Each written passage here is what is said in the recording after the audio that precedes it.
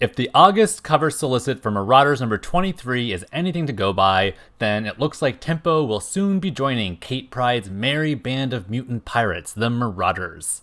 The timing is prime for Tempo in the X-World, as she's just come off of a rather scathing defeat to Polaris in the recent X-Men election, and though she probably wasn't anywhere near the finish line in winning that vote, it certainly seemed as though the stunt worked to drum up renewed interest in her character. There are lots of new X fans out there who probably never even heard of Tempo before the election, but for an old fanboy like myself, it was so awesome to even see her on the ballot in the first place, and now I'm ecstatic at the prospect of her maybe joining an ongoing X series, even if it isn't the formal X-Men team itself. In this video, I'm going to do a deep dive into Tempo's character history, talk about her powers, and then theorize about how I think she might be brought back and used for an upcoming Marauders story arc. Tempo is most well known for having allied herself with various villainous factions over the years. She teetered on the side of the heroics here and there, but never really made the full commitment into working on the side of the Angels. She was a member of pretty much every incarnation of the Mutant Liberation Front, and was also one of the new recruits into Exodus's Acolyte Squad during the Messiah Complex. Her first appearance was as a shadowy figure in New Mutants number 86, where she and her other MLF members blew up a research facility in protest of some other mutants being held prisoner. The Mutant Liberation Front was quite the extremist organization, and even though it did fight for mutant rights, it generally did so through acts of terrorism, and so doing things like blowing up buildings and jailbreaking mutants was par the course for them. Meaningless violence was never really Tempo's thing though, or if it was in the beginning of her crime career, then she eventually became disillusioned with it over time. The first signs of her showing debasement with the MLF's methods was when STRYFE targeted the Tucker Research Center for destruction. This was a clinic that had an experimental way to predict if a pregnancy would result in a mutant, and it provided ways to terminate said pregnancy if the results were not what the parents wanted. Obviously, STRYFE saw this as an affront to the future of mutant kind, but before the MLF could destroy the facility, X-Factor showed up and thwarted them. In the end, though, Wolvesbane actually agreed that the data was dangerous to have, and so she destroyed it all herself. Thus, the MLF's mission wasn't a total botch job. But STRYFE was upset that the superheroes had been involved whatsoever, and when he questioned the MLF about their loyalties, it became apparent that Tempo had some sort of connection with the Doctor, him most likely being her father, since both of their last name was Tucker. Tempo didn't tell STRYFE straight out about this connection, although it's assumed that he kind of figured it out, but it is revealed that she had called the clinic ahead of time to warn it about the MLF's impending attack, and when the Doctor didn't listen to her, it can be assumed that she was the one who called X-Factor to intervene instead. At this point, it was clear that Tempo wasn't exactly the bloodthirsty villain that most of the other MLF members were.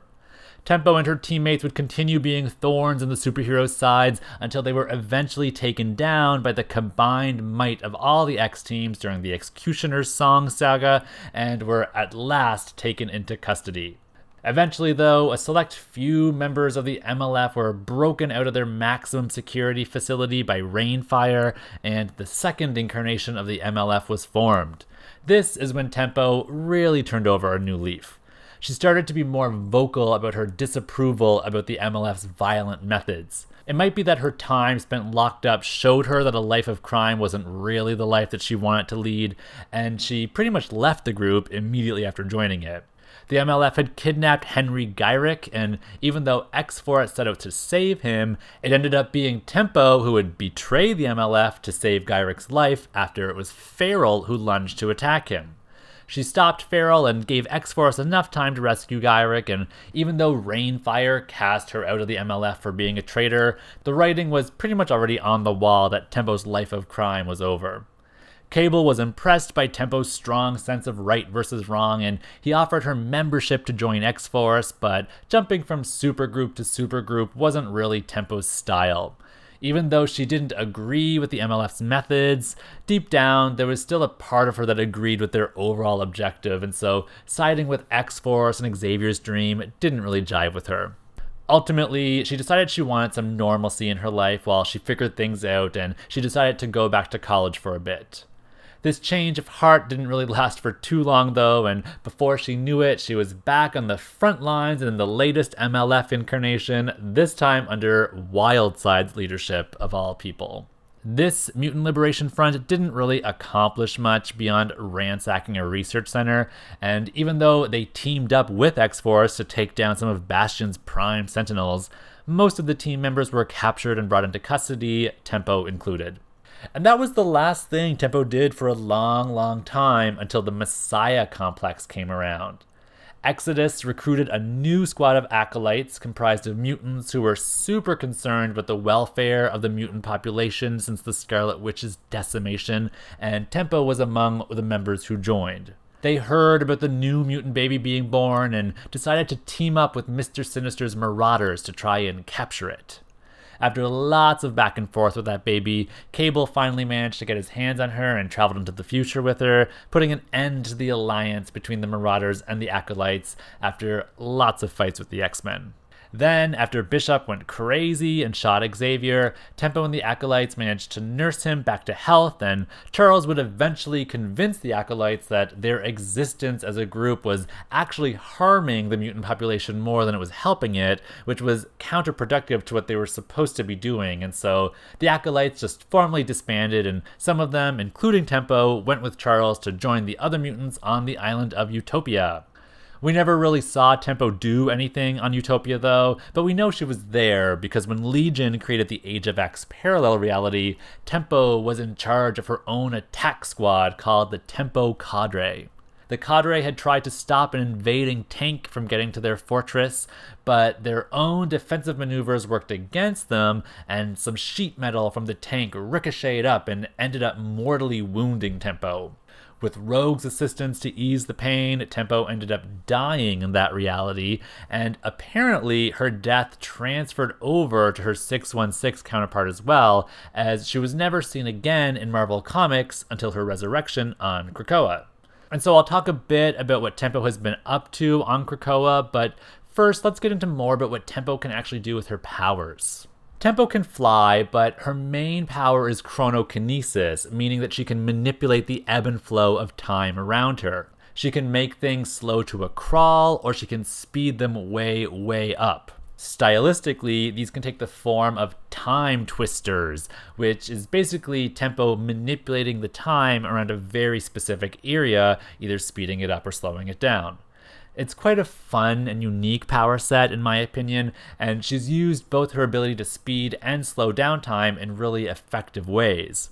During one of the MLF's various research center attacks, Tempo created a time twister around the team to help them jaunt through the complex at super speed. This made them able to bypass loads of security guards and get to their destination in no time.